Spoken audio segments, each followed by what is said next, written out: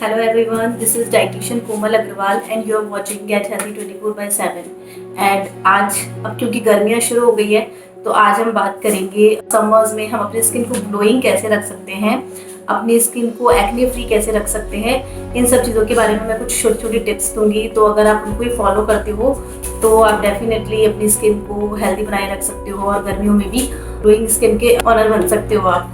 तो सबसे पहले तो मेरी लिस्ट में नंबर 1 पे जो ड्रिंक आती है वो वाटर है।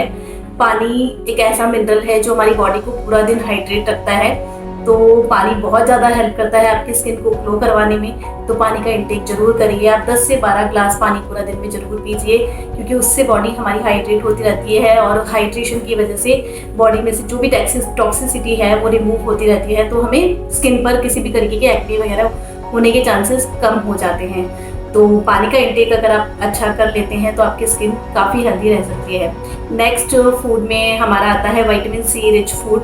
तो विटामिन सी रिच फूड क्यों इंपॉर्टेंट है स्किन के लिए, क्योंकि वो कोलेजन प्रोडक्शन में इंपॉर्टेंट है, वो कोलेजन प्रोडक्शन में हेल्प करते हैं जिससे हमारी बॉडी इलास्टिसिटी बढ़ती है। तो विटामिन सी रिच फूड्स का इंटेक जरूर करना चाहिए अगर आप स्किन को ग्लो करवाना चाहते हो। तो उसमें हमारे सबसे नंबर 1 पे आता है आंवला एलोवेरा, बहुत हेल्प करता है क्योंकि वो भी फाइबर रिच है, विटामिन सी रिच है, विटामिन ई रिच है। तो आंवला एलोवेरा का जूस पीजिए आप, और अगर आप आंवला एलोवेरा का जूस नहीं पी सकते हो तो आप एलोवेरा को रात को अप्लाई कीजिए, अपनी स्किन पे लगाकर सोइए, तो वो भी आपको बहुत हेल्प मिलेगी। या फिर अब क्योंकि एलोवेरा में फाइबर रिच भी है एलोवेरा, तो वो कॉन्स्टिपेशन में भी रिलीफ करता है, और जब कोई भी चीज़ कॉन्स्टिपेशन में रिलीफ करती है तो हमारा गट क्लीन होता है, और जब भी बॉडी में से डाइजेशन अच्छी होती है तो हमारी स्किन अपने आप से बहुत ज़्यादा ग्लो करने लगती है। तो आप आंवला एलोवेरा का जूस ले सकते हो या फिर कीवी फ्रूट ले सकते हो, क्योंकि कीवी भी विटामिन ई रिच है, फाइबर रिच है, बी कॉम्प्लेक्स रिच है। तो ये सारे फ्रूट्स विटामिन सी रिच जितने भी fruits and vegetables like green leafy vegetables, papaya, mango, इस तरीके के कोई भी फ्रूट्स या वेजिटेबल्स जो कि विटामिन सी रिच है वो आपको बहुत हेल्प करेगी अपनी स्किन को ग्लो कराने में, तो वो आप कीजिए। इसके अलावा आप कर सकते हैं विटामिन ए रिच फूड्स का, जैसे कि आप देसी घी एक पोर्शन कंट्रोल करके देसी घी का इंटेक करिए। आप दूसरा रिफाइंड ऑयल यूज़ करने की बजाय देसी घी अपनी डाइट में लीजिए, तो वो आपकी स्किन को बहुत हेल्प करेगा, एक्ने रिमूव करने में बहुत हेल्प करेगा। तो इस तरीके की जो चीज़ें हैं वे आपकी स्किन को ग्लो कराने में बहुत हेल्प करती है। तो अगर आप विटामिन ए, सी और वाटर का इंटेक कर लेते हैं तो इसके अलावा आपको क्या प्रिकॉशन रखना चाहिए, आपको कैफीन का इंटेक बहुत कम करना है, क्योंकि कैफीन में जो टैनिन करके कंपोनेंट होता है वो बॉडी में जाके हमारी स्किन को डल करवाने का काम करता है। तो आप कैफीन पूरे दिन में 3 से 4 कप से ज़्यादा नहीं लीजिए। कैफीन का मतलब हो गया टी कॉफ़ी, तो टी कॉफ़ी आपको बहुत कम लेनी है। आप उसकी जगह अगर आपको बहुत ज़्यादा क्रेविंग होती है कैफीन लेने की तो आप हर्बल टीज़ का इंटेक कर सकते हैं, जिसमें आप ग्रीन टी ले सकते हैं, या फिर आजकल मार्केट में बहुत सारी मतलब टीज़ आ रही हैं, या हर्बल टीज़ बनाकर लीजिए, उससे एंटीऑक्सीडेंट रिच होती हैं वो, तो वो आपकी बॉडी में से टॉक्सिसिटी को रिमूव कराने का काम करेंगी, ना कि इंक्रीज कराने का। तो आप कैफीन का इंटेक कम से कम करिए।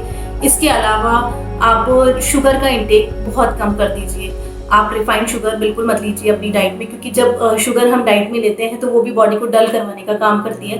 तो शुगर जो नेचुरल फॉर्म में शुगर है वो तो हेल्प करती है स्किन को ग्लो कराने में, और जो आप रिफाइंड शुगर लेते हैं या फिर कोई भी मतलब रिफाइंड कार्ब्स भी अगर लेते हैं ना मोस्टली ज़्यादातर डाइट में, तो उससे क्या होता है टॉक्सिसिटी इंप्रूव हो जाती है बॉडी में, और वो कहीं ना कहीं स्किन पे मतलब जैसे छोटे छोटे पिंपल्स के रूप में या कहीं पे भी ब्लड क्लॉटिंग के रूप में कहीं ना कहीं वो निकलती है बाहर। तो आप जंक फूड का इंटेक कम करिए, ट्रांस फैट का इंटेक कम करिए। जो भी चीज़ें तेज़ उस फ्लेम पे बनेगी ना वो आपको नुकसान करेगी बॉडी में, तो आप ट्रांस फैट का इंटेक भी बहुत कम करिए।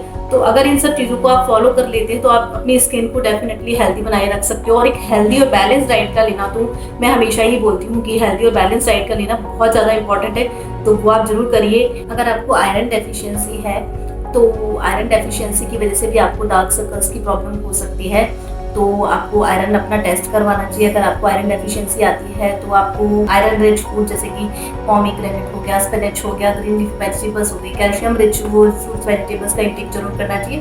लेकिन साथ में आपको आयरन डेफिशिएंसी एकदम से सिर्फ फ्रूट्स और वेजिटेबल्स या अपनी डाइट से आप खत्म नहीं कर सकते, उसके लिए आपको कुछ सप्लीमेंट्स लेना बहुत इंपॉर्टेंट हो जाता है। तो अगर डॉक्टर आपको कह देते हैं कि आयरन डेफिशिएंसी है और आपको ज़्यादा है अगर, तो आप ना कुछ सप्लीमेंट्स भी जैसे कि मल्टी टैब्लेट्स वगैरह भी ट्राई कर सकते हैं और अपनी स्किन को हेल्दी बनाए रख सकते हैं। और मेरे चैनल को देखते रहिए, अच्छे अच्छे टिप्स लेते रहिए और इसको सब्सक्राइब, लाइक और कमेंट करना बिल्कुल मत भूलिए।